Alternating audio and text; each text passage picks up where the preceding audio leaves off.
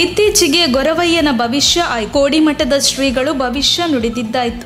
ಇವೆಲ್ಲ ಕಾಲಕಾಲಕ್ಕೆ ರಾಜ್ಯದಲ್ಲಿ ಸಾಕಷ್ಟು ಜನಜನಿತವಾಗಿದೆ. ಮುಂದುವರೆದು ಅದೇ ದಾಟಿಯಲ್ಲಿ ತುಮಕೂರು ಜಿಲ್ಲೆಯಲ್ಲಿಯೂ ಸಂಕ್ರಾಂತಿ ಹಬ್ಬದ ಬಳಿಕ ಮೊಲದ ಮೂಲಕ ಭವಿಷ್ಯ ಅಂದಾಜಿಸುವ ಪದ್ಧತಿಯೊಂದು ಚಾಲ್ತಿಯಲ್ಲಿದೆ. ಹೌದು, ಸಂಕ್ರಾಂತಿ ಬಳಿಕ ಕಾಡಿನಿಂದ ಹಿಡಿದು ತಂದ ಮೊಲದ ಕಿವಿಗೆ ಓಲೆ ಹಾಕಿ ಬಳಿಕ ಪೂಜೆ ಸಲ್ಲಿಸಿ ಮತ್ತೆ ಕಾಡಿಗೆ ಬಿಡುವ ಮೂಲಕ ಗ್ರಾಮಸ್ಥರು ರಾಜ್ಯದ ಮಳೆ ಬೆಳೆ ಭವಿಷ್ಯವನ್ನು ಅಂದಾಜಿಸುವ ಪದ್ಧತಿಯೊಂದು ಚಾಲ್ತಿಯಲ್ಲಿದೆ. ತುಮಕೂರು ಜಿಲ್ಲೆ ಚಿಕ್ಕನಾಯಕನಹಳ್ಳಿ ತಾಲೂಕಿನ ಸೀಗೆಬಾಗಿ ಗ್ರಾಮಸ್ಥರು ಈ ಆಚರಣೆಯನ್ನು ಇನ್ನು ಮುಂದುವರಿಸಿಕೊಂಡು ಬಂದಿದ್ದಾರೆ. ವರ್ಷದ ಮೊದಲ ಹಬ್ಬವಾಗಿ ಆಚರಿಸುವ ಈ ಹಬ್ಬಕ್ಕೆ 3 ದಿನದ ಮೊದಲೇ ಗ್ರಾಮದ ಕೆಲವರು ಕಾಡಿಗೆ ಹೋಗಿ ಮೊಲವನ್ನು ಜೀವಂತವಾಗಿ ಹಿಡಿದು ತರುತ್ತಾರೆ. ಹೀಗೆ ತಂದ ಮೊಲದ ಕಿವಿಗೆ ವಾಲೆ ಹಾಕುತ್ತಾರೆ. ಸಂಕ್ರಾಂತಿ ಹಬ್ಬದ ದಿನ ವಿಶೇಷವಾಗಿ ಪೂಜಿಸಿ ಮೊಲವನ್ನು ಜೋಪಾನವಾಗಿ ಮತ್ತೆ ಕಾಡಿಗೆ ಬಿಡುತ್ತಾರೆ.